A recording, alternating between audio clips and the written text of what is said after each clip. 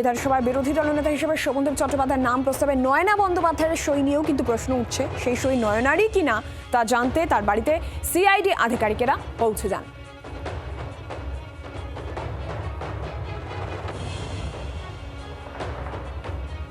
নয়না বন্দ্যোপাধ্যায়ের বাড়িতেও সিআইডি আধিকারিকেরা পৌঁছে যান।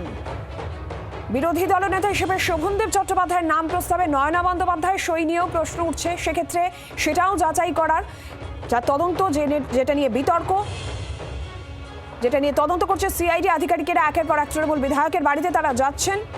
নয়না বন্দ্যোপাধ্যায়ের বাড়িতেও সেই সই নয়নারই কিনা জানতে সিআইডি আধিকারিকেরা পৌঁছে যান।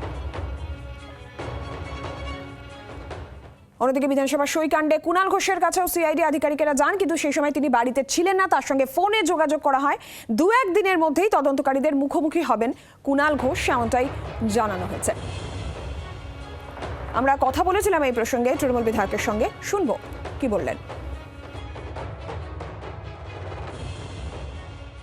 আমায় যদি আগে থেকে বলে আসতেন আমি অবশ্যই থাকতাম, যেহেতু আমি বেরিয়ে গেছিলাম এবং অনেকটা দূরে ছিলাম।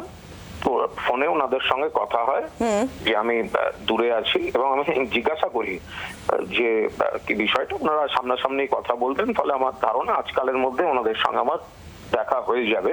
তবে আমি নিশ্চয়ই ওনারা যে বিষয়ে জিজ্ঞাসাবাদ করবেন আমি 100% কোঅপারেট করব।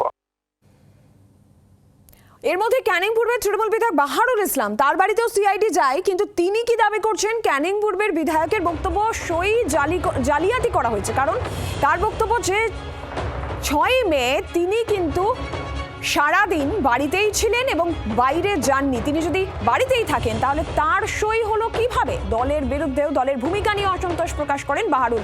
প্রসেনজিৎ সর্দার রয়েছেন আমাদের সঙ্গে এই মুহূর্তে টেলিফোন লাইনের প্রতিনিধি। প্রসেনজিৎ, সই বিতর্কের মধ্যেই যেখানে তৃণমূল বিধায়কদের বাড়িতে সিআইডি আধিকারিকেরা যাচ্ছেন, তার মধ্যে বাহারুল ইসলামের এই বক্তব্য। সেটাই কিন্তু বাহারুল ইসলাম জানিয়েছেন নিরঞ্জনা, এবং তার সাথে আমরা যোগাযোগ করার চেষ্টা করেছিলাম। তিনি পরিষ্কার জানিয়েছেন যে তদন্তকারী আধিকারিক যে সিআইডি টিম তার বাড়িতে গেছিলেন এবং 2 ঘন্টা এই বাহারুল ইসলামের কথা হয়েছে। বিষয়টা হচ্ছে বিরোধী দলনেতা নির্বাচনের জন্য যে রেজিস্ট্রেশন করা হয়, সেই বাহারুল ইসলাম এবং নয়না বন্দ্যোপাধ্যায়ের স্বাক্ষর জাল করা হয়েছে এমন তিনি একটা অভিযোগ করছেন।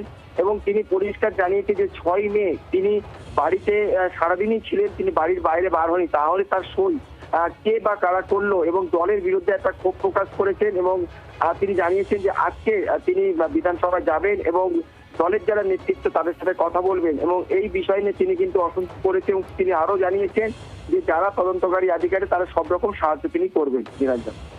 প্রসেনজিৎ, ধন্যবাদ তোমাকে। আর এই প্রসঙ্গে শাসক দলের তরফ থেকে কি বলা হচ্ছে শোনাই।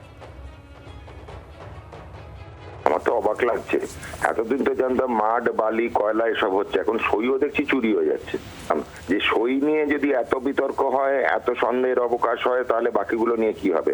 তো বিধানসভা শুরুতেই হোঁচট। ঠিক করতে হবে এগুলো, কেন করেছে সেগুলো জানতে হবে। জাল তো হয়েছে, অবকাশ রয়েছে সন্দেহের। দেখুক সিআইডি কি বলে।